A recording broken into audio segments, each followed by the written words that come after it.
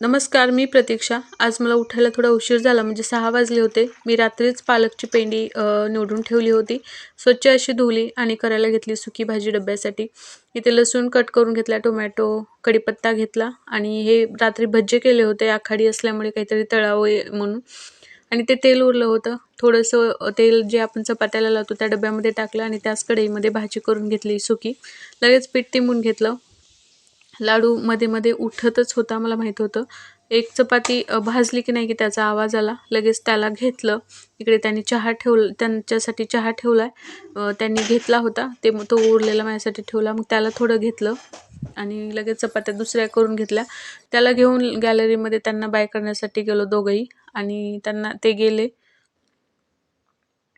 5ला उठले की बरं पडतं. त्यांना करेक्ट 7ला जावं लागतं. त्याला घेऊनच एका हाताने चपाती टाकली तव्यावर, भाजून घेतली आणि तो असाच बसला होता माझ्या काकत खाली टाकले रडत होता. तर उद्या भेटूया. बाय.